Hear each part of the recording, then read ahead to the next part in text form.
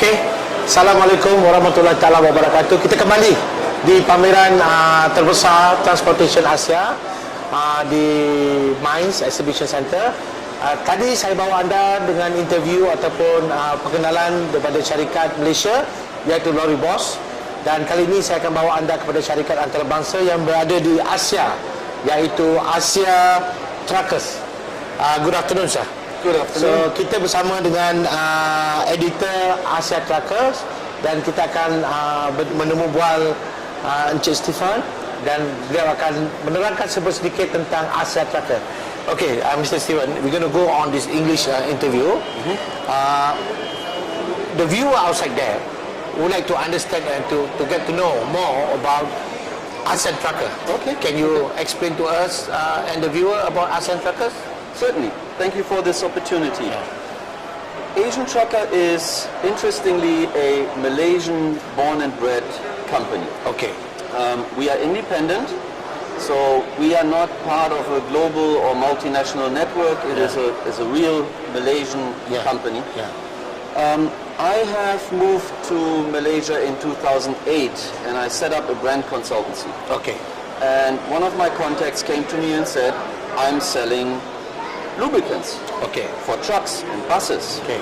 Sales is okay, but I think we can do better. Okay. What do you suggest? Okay. Well, I suggested we place ads in truck and bus magazines, and we book the ads and then say, and we want editorial content with that. So my client then said, go on, find me magazines, give me a proposal, tell me how much is the advertising as a package with your work. At that time, in 2009, there were no such magazines. Okay. Which is interesting because you look at any other industry. No such magazine on trucking? On trucks. Okay. Or buses. Okay, buses. Okay.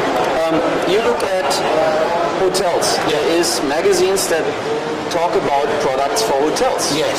There is car magazines, of course. There is lifestyle magazines. You have new lipstick. You talk about it, right? Yes, a magazine for everything. So we said, well, where does the industry then go to talk about their new boss, their new product? Where does the government talk about legislation? Nothing there. Nothing, So we said, well, okay, if there's nothing there, maybe we start something. Okay. Which then is Asian Trucker. This is the first one? We started with the truck magazine. Okay, truck magazine. In 2010. Okay. Interestingly enough, the first one on the cover was Scania. Okay. And eventually, in 2015, I believe, we added a bus magazine. Okay. So these are the main products that we have. Okay. And I'm personally coming from a marketing and branding background. Okay. So when we talk about the publication,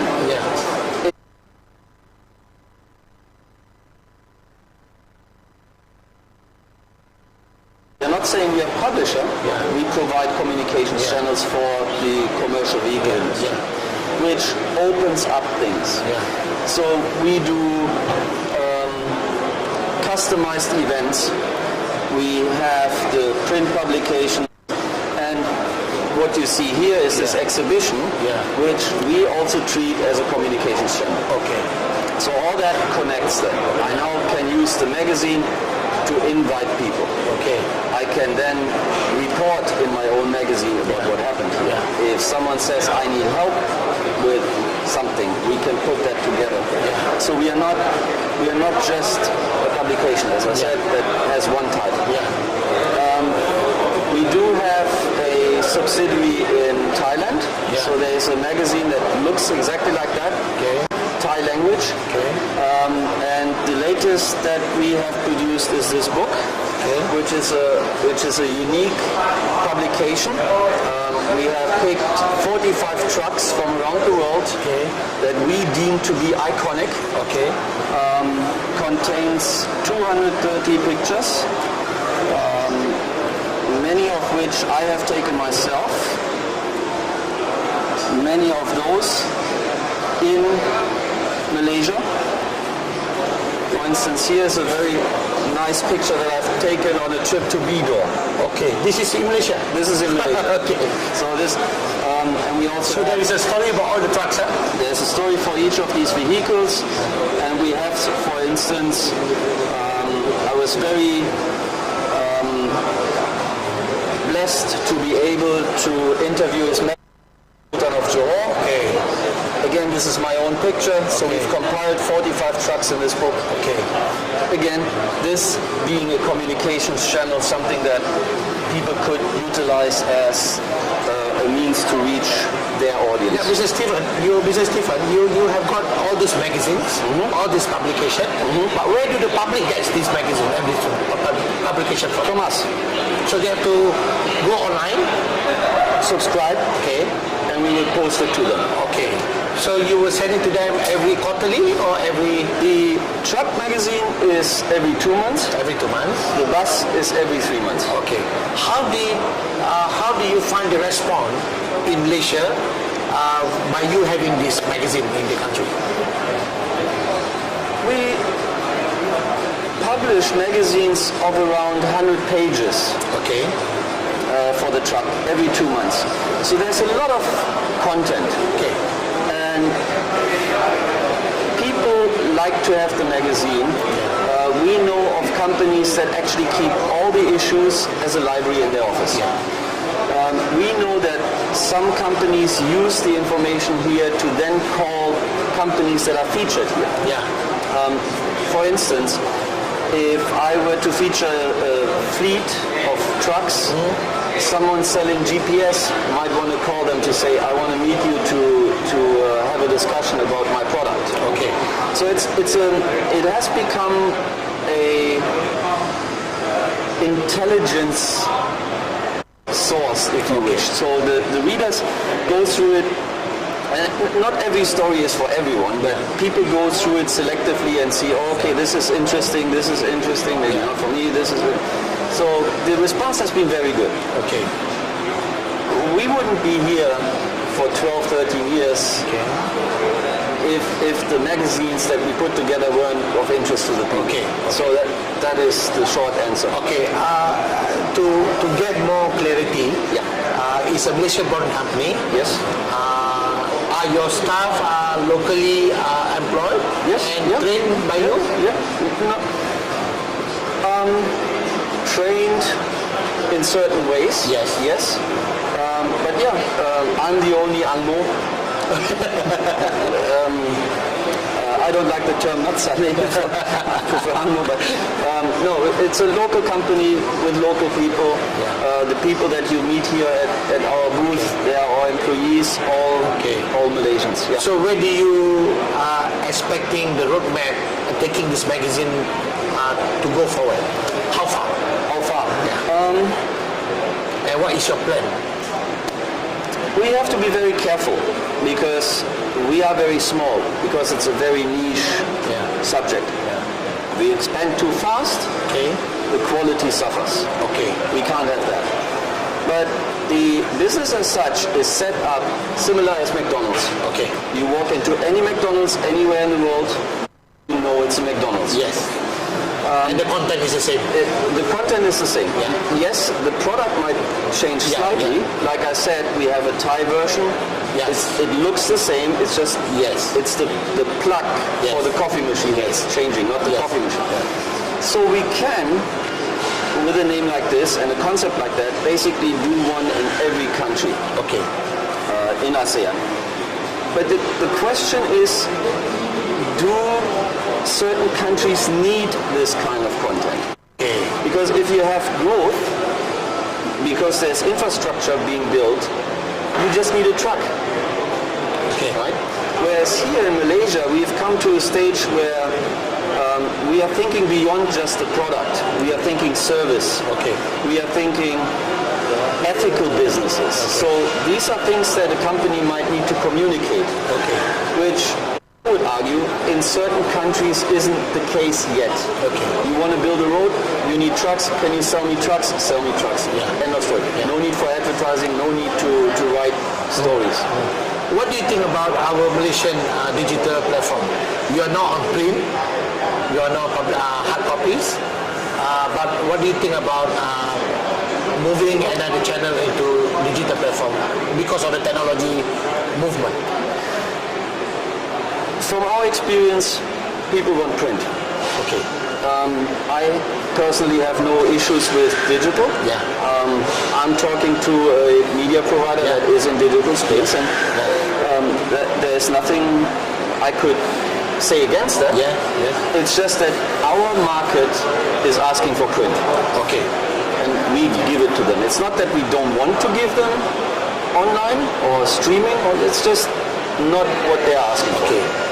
Mr. Stefan, before we end this conversation or this interview, you were saying just now that if someone wants to buy this magazine, they have to go online to your website and subscribe to it. Yes, that's correct. If someone goes to bookstores, a professional bookstore, are you going to put this magazine there for them to pick it up, or just you want to concentrate on the online? Excellent question. We had a tie-up with Borders for many years, but we found because of the nature of this, it's not something where people go and browse. Okay. You need to specifically go and look for this kind of content. We've sold very, very few copies in bookstores, so we've stopped that. Okay. But you email, you call, and we'll be able to sort out a subscription very easily. Mr. Stefan, what is your last statement to the Malaysian, the viewer, about your media tracker? I would take this to a different context. Yesterday during my opening speech, we spoke about the industry being a resilient one, and that we need the truck drivers to keep the economy going. During the pandemic, many times and many companies have elevated truck drivers to heroes. We need to continue doing that because we all depend on truck drivers. I would also want to appeal to the youth to look into careers in transportation. Not just trucking, but bus, trucks. As a professional driver? Not just as a professional driver, no, broaden it. Because in transportation you need accountants, you need product designers, you need sales, you need everything that there is. Even a mechanic, which is no longer called mechanic, needs to be highly skilled in IT. We've long departed from that image of the workshop being one where people have dirty hands and so I have met people that have worked in the transportation industry for 40 years on 5 different continents, and they have built a career. That is there. We've invited universities to come down here with their students to say, look at all this, there's opportunities for you beyond just the truck driver. But I would also say we need truck drivers, and there's nothing wrong with the job of being a truck driver. It is a very demanding job. I have been on trucks on long distances many times. It is a very, very tough job. What about the remuneration when you become a truck driver? Because many companies outside there in Malaysia are not giving these drivers a very good package, but they ask them to work very hard, you know? So what is your advice on that? That is something I cannot comment on because I can't interfere in these relationships, but I can confirm that truck drivers make very good money. So you don't need to have a PhD to make a lot of money. If you drive a truck, dangerous goods, you are not away from home all week long. You come home in the evening and you get paid really, really handsomely. So it's a good career. Itu dia perbualan yang paling pendek tapi mandat, facts, di mana Cik Stefan ada mesyuarat yang lain. Kita dapat meluangkan masa lebih panjang, tapi nasihat Cik Stefan, rakyat Malaysia jangan takut untuk memasuki industri transportation. Don't be afraid. to join in the transportation industry, even if you have to become a driver, because Mr. Stefan has informed me that becoming a professional lorry driver or trucking driver, you get well paid. You'll be trained very well, you'll be a disciplined person, and you get to meet your family every weekend. If you meet your family every day, you get less pay. Okay. You boleh melayani website. You can go to the website. Yeah, AsianTrucker.com. Where's your website? AsianTrucker.com. Oh, Asia. We have it here. Okay. AsianTrucker.com. www.asiatrucker.com. Layani website, log in, baca, subscribe, dan mereka akan hantar. They will send, after you subscribe, they will send the magazine straight to your office or to your home. So it's made available, but it's online through asiatrucker.com. So kita sampai ke sini, kita akan ketemu lagi sebentar lagi dengan program-program dan juga produk-produk lain. Assalamualaikum warahmatullahi wabarakatuh.